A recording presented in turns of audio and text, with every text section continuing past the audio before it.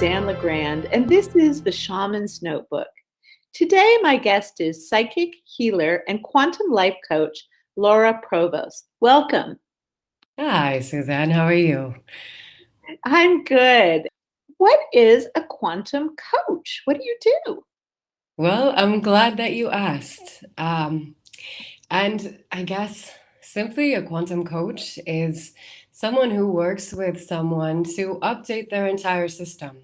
So I work with people on a mind, body, and physical level to do shadow work. So I help them to kind of integrate their trauma, their blocks, and any resistance or fear that they've got going on, and then I help them manifest.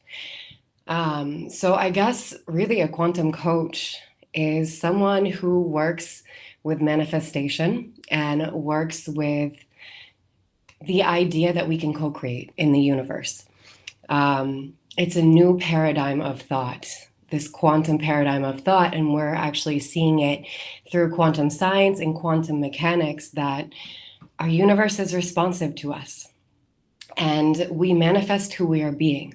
So, as a quantum coach, I'm actively working with people to manifest consciously and to manifest what they want. There's a lot of talk about manifestation and what's involved in manifestation. It's kind of a buzzword in a lot of spiritual communities. It is, absolutely. So it's great, this idea that we can create the reality that we want. In your experience of working with people, what is it that prevents people from manifesting the reality that they want? So, in quantum mechanics, there was an experiment called the observer effect. And what they found out was these subatomic particles that make up everything behaved the way we expected them to. So these subatomic particles that make up everything, if we have a belief or an expectation that's limiting, like if we don't believe that we can manifest our reality, or we don't believe that we can change our lives or make money or have love, that's really the biggest roadblock. The biggest roadblock is you.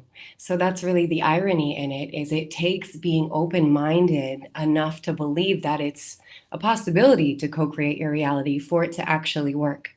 So that's where people really get into trouble with trying to manifest, as it's so much more than just affirmations or wishful thinking or visualizing what you want, because really we live in a vibrational universe.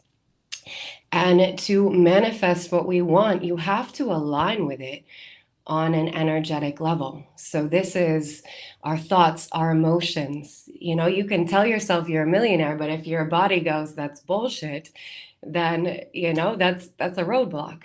So it takes removing those internal barriers, any limiting beliefs, any fear or resistance that we're holding, so that we can actually align with the reality that we want. So manifestation is an internal job, and it takes shifting our mind state, our thoughts, our energy, our beliefs to be able to really actively co-create. And how do we shift our beliefs and our mindset and our emotions? That's a pretty tall order. It is, and that's the thing, is beliefs are so sneaky because they're beliefs. We think them to be true. We hold them to be true. So that's why it takes a paradigm shift. So moving into this quantum paradigm where you're updating your belief systems, it's a slow process. It takes time. And really it starts with just being open-minded enough to be like, that's a really interesting concept. Instead of being closed off to it, of being open enough to be like, I'm going to play with this, or I'm going to see if I can manifest a cup of coffee, or if like I wanted a ball for my dog and I woke up this morning and I walked outside and there was a golf ball in our yard. So even something like that, where I'm realizing that I had a thought about a want or a desire, and then it ended up coming into my experience. So we're manifesting all the time. You see synchronicities and signs and, strange happenings where you either recognize them or you don't, but they are happening all the time. And so that's what I would say to people is just number one, become aware of what you're thinking. That's probably the key is awareness, becoming aware of what's going on internally, and then noticing when you're having thoughts and then they show up in your 3D reality. One of the difficulties of manifestation is that, at least if hypnotherapists are right, something like 80 to 90% of what we believe is unconscious. Yes. So, how is it that we surface those unconscious beliefs that we're believing that we don't even know we're believing? I'm so glad that you asked that. Because this is where somatics comes in. And this is how I work with people is the body is the unconscious mind, and we actually store a lot of our programming and our unconscious beliefs within our body. So the way that I would walk something or someone through this is if you want to manifest more money and I'm talking to you about money, and then all of a sudden you get triggered, I would have you start to scan your body and notice where inside you're feeling sensation. And then we would kind of drop your awareness right into the center of that place. And what you're doing as you're beginning to notice sensation and you're dropping your awareness in, you're starting to digest that energy. So it's a practice of kind of, I guess, sitting in the fire of your own being, because oftentimes sensation, like if you get really triggered, it can be a little bit difficult to sit in that. So there's a process of titration where you go into that sensation and then you come out and you kind of go back and forth. And again, what you're doing is you're allowing that energy to digest. So oftentimes, like for instance, I want to manifest more money. And as you know, I'm talking to you about money, I'm starting to get triggered and I'm noticing that my chest is really tight. So I would drop my awareness right into the center of my chest and I would begin to notice that, oh, okay, it feels really tense. It feels really like heavy and contracted. And I would stay with that sensation. And then if there's any movement that wants to happen, any sounding that wants to happen, you allow the body to do that, whatever it wants, whatever it needs. And again, as you're doing this, you're working with your unconscious and you're digesting the energy that's there. And you're allowing, so the energy gets stored. I'll start with this. The energy gets stored in the body. And when we're noticing sensation and we're going into the places where we're triggered or we're tense, it's allowing those spaces, even just by bringing our awareness there, to start to unravel. And oftentimes there's some unfinished business there, or, you know, that energy wants to digest, it wants to move, but it's blocked. So through the process of somatic experiencing, we're giving it the opportunity to finish out its cycle and to release.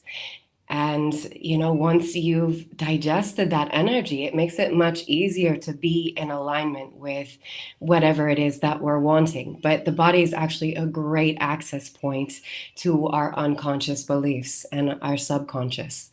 Some people say that memories are held in the cells of our body.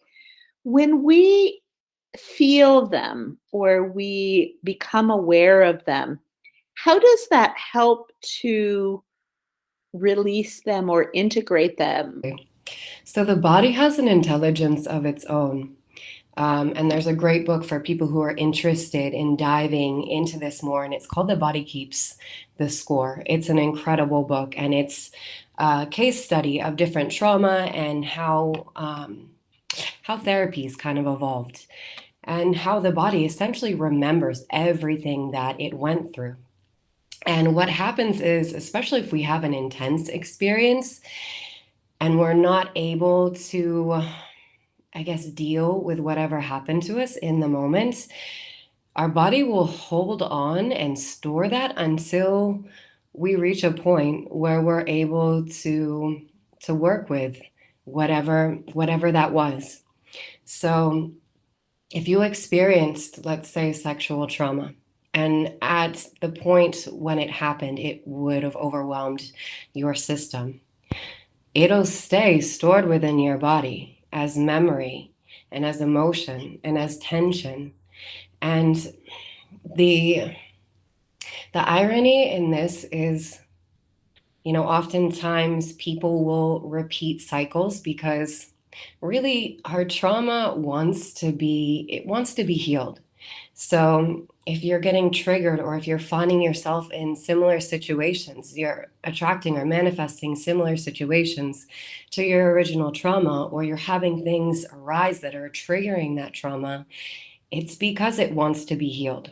But oftentimes we'll shove it back down just below the conscious mind because really we haven't been given the tools to properly heal and work with these things. Most of us don't have the emotional intelligence to work with trauma, and that's why oftentimes trauma victims end up as addicts or with addictive tendencies, because it's a coping mechanism.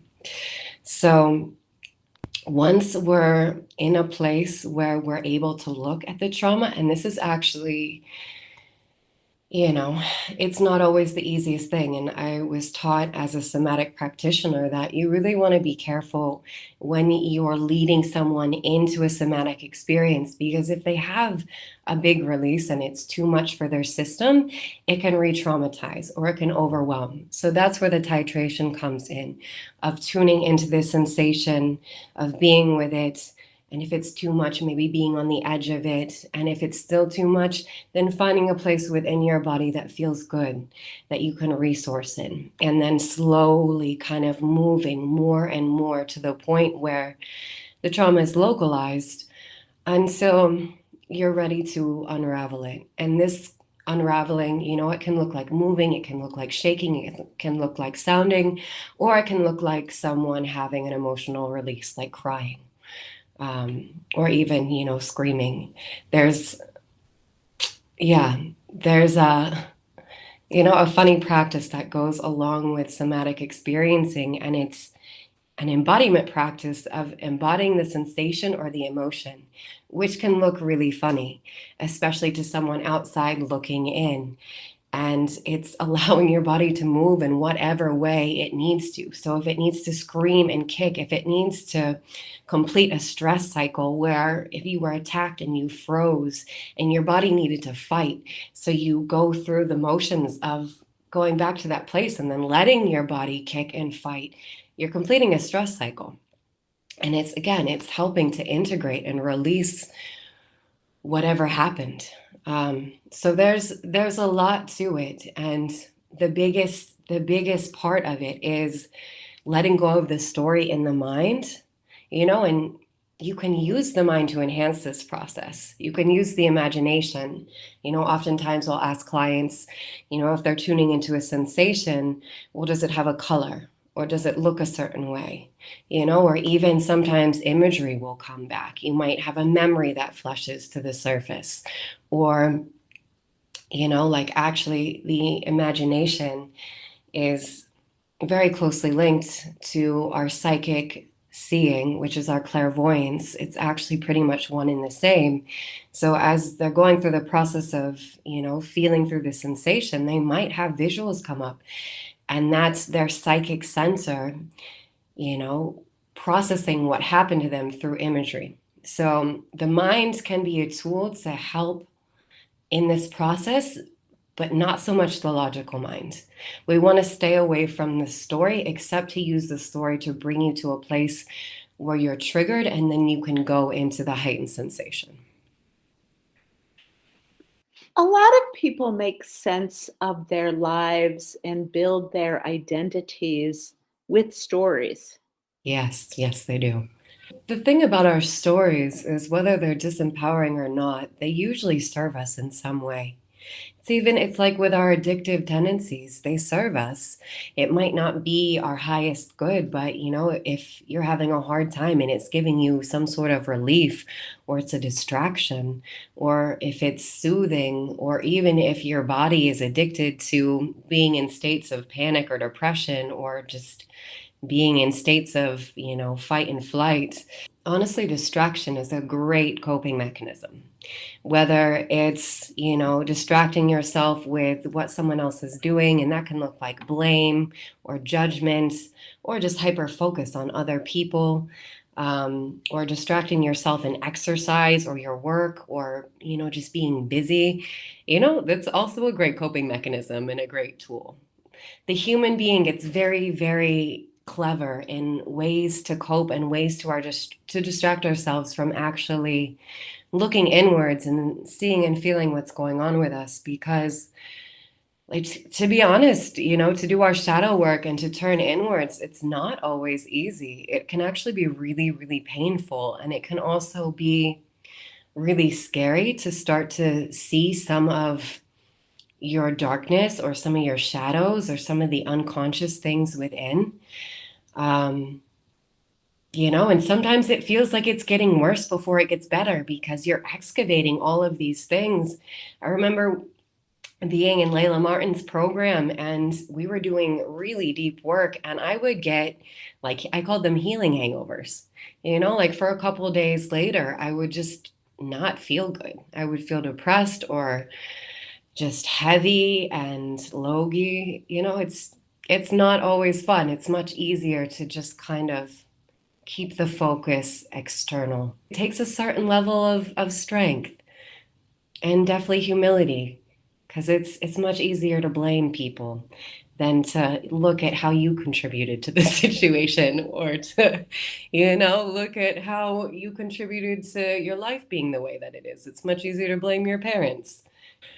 So, how is it that people release stories, especially ones that have up until recently helped them to have a coherent identity, or maybe made sense of their lives, right? I mean, that's a pretty big ask to let go of a story that's central to who you think you are.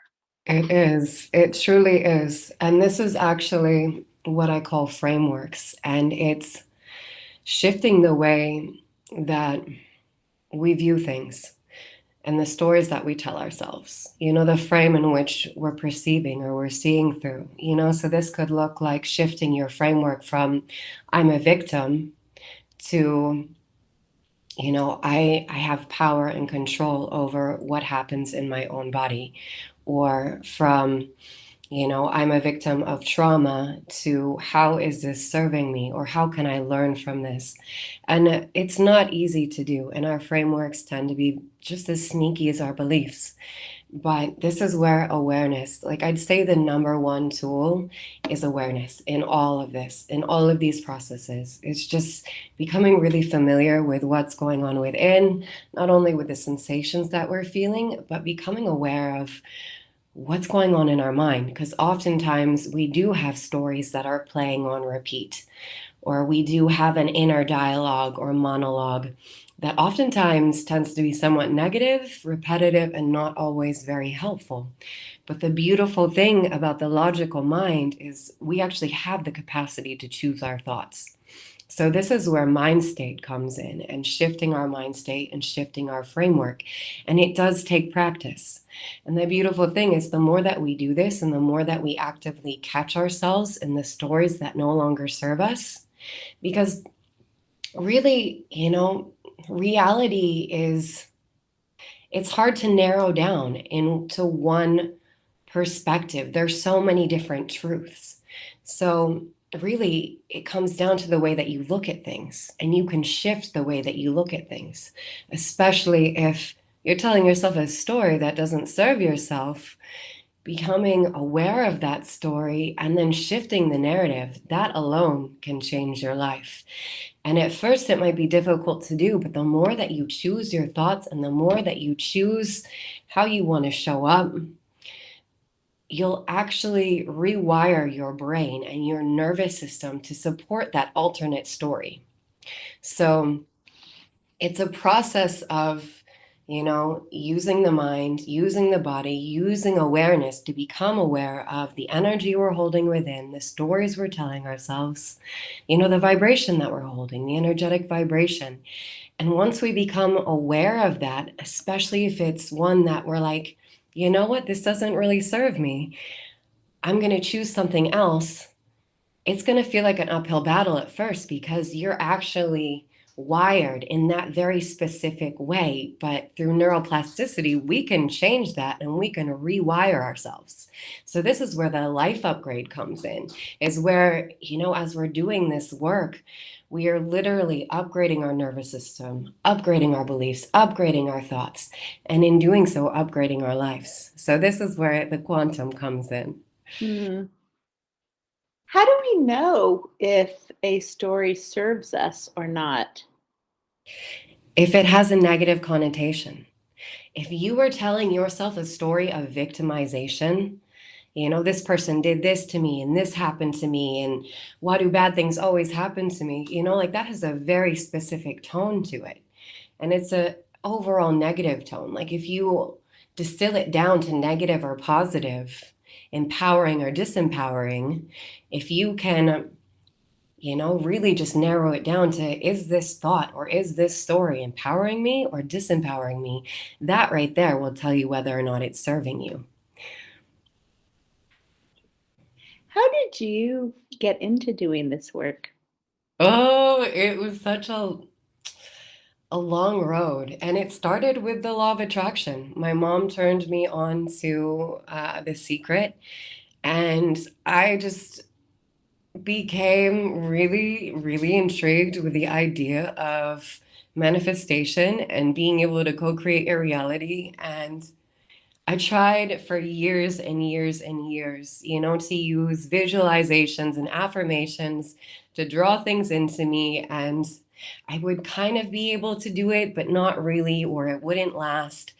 And then, actually, somewhat recently, like within the past 2 or 3 years, I found a teacher who was teaching manifestation from an embodiment perspective. She was teaching it from the perspective of we manifest who we're being. So if you're just trying to do affirmations a couple of times a day or visualize a couple of times a day, you're not really going to change your 3D reality. But if you can align with the energy of what you want, if you can embody it and call it in, and she would call it acting from the state of the wish fulfilled. So you kind of step into the version of you who already has your goals, who already has your dreams, whether that's the romance, whether that's the money, the success, whatever it is, and you begin to move throughout your day consistently. So that's the thing, is consistency, because our dominant vibration is what manifests. So this band-aid manifestation of just doing manifestation techniques, I think that's why most people fail at this, is because to really become a potent manifester, you have to completely transform yourself, mind, body, and energy, to essentially quantum leap into the version of you that, has what you want, and then to live that version. So it's really a whole body approach. And how have you used that in your own life? I feel like I've used it, to be honest, to have everything that I've gotten, the good and the bad. And when I first was starting out, I really was focusing on trying to create more wealth for myself. And again, I would do my manifestation techniques and maybe it would work a little bit. But it wasn't until I really started to embody wealth that I would see, like within a day's time, within a day or a week, like very, very quickly, my 3D reality would shift and money would come to me out of nowhere. Like that would be the wildest thing, is, the logical mind tries to ration, I'd be budgeting, I'd be looking at how much was coming in and coming out, and really it was keeping me in a state of lack. And I had this realization that it was lack in the guise of logic. And so I stopped doing that. I stopped budgeting and I just started focusing on having more than enough and feeling that in my body because that was an easy access point. Because again, going to like, I'm a millionaire, that felt somewhat unreachable. But tuning into the vibration of, I have more than enough. I always have more than enough. I am always provided for, like that was an easy access point. And when I focused on that, and when I would go into lack or I would go back to, my old ways, when I would revert back, I use my awareness to be like, oh, you slipped. Okay. Refocus, repivot back to, the task at hand. So it takes being able to catch yourself when you're falling back into old patterns and then pivoting and remembering, focus on what you want, focus on what you want. And so this is when the game really changed for me. It's because when I started to really embody and focus on what I want, like really, really strongly, without wavering, so that, I'm moving through my day and 80% of the time, or at least 60% of the time, or at the very least 50% of the time, I'm in alignment with what I want. I was seeing my 3D reality change. And I knew it was because of what I was doing, because again, the money was coming to me in crazy ways. It was coming in ways that I would not have expected. And there was no like rationale for it. And the funny thing too is as soon as I would stop doing this, because, like you won't be perfect at it. And it will take some time to build your belief. And you will forget and you will revert back. And that's exactly what would happen. I would revert back for a week or a month, and then I would find myself in lack again, where I was barely making ends meet. And, the blessing behind that is your 3D reality is a reflection of what you're holding within. So, when things started going awry, it's like, all right, Lara, what are you focusing on? And then I would have to shift back. And then again, within just a couple days of me holding my vision, my reality would shift.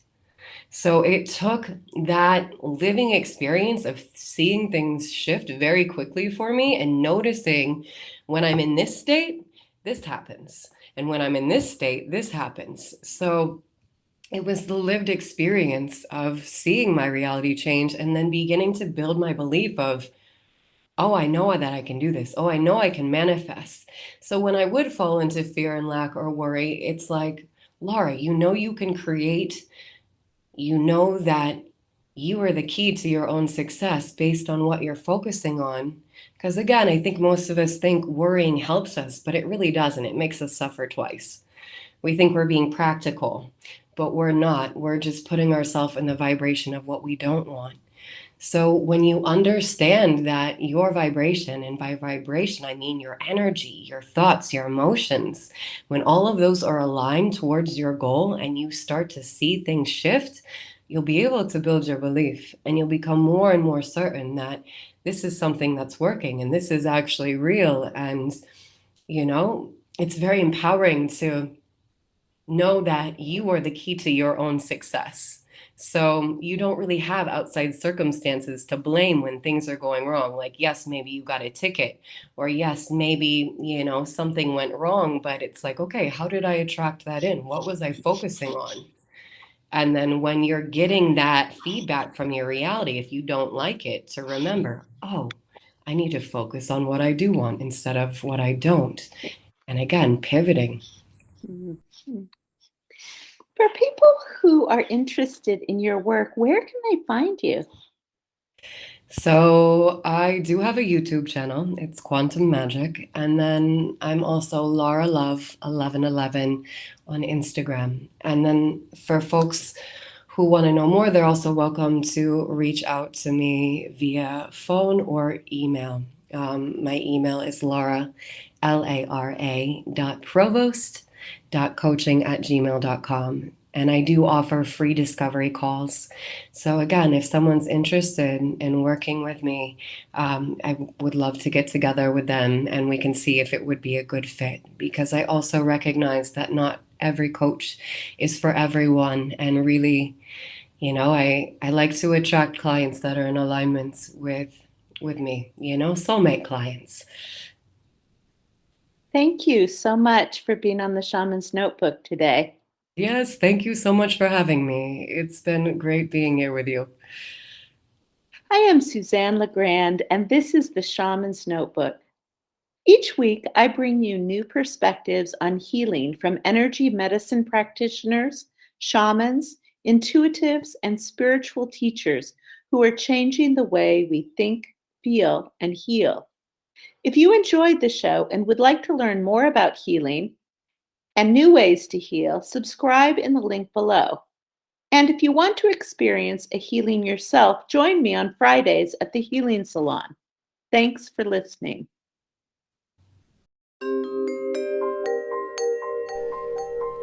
I'm Suzanne LaGrande, and you've been listening to the Shaman's Notebook. For more insights and adventures into healing, subscribe below and visit me at SuzanneLaGrande.com.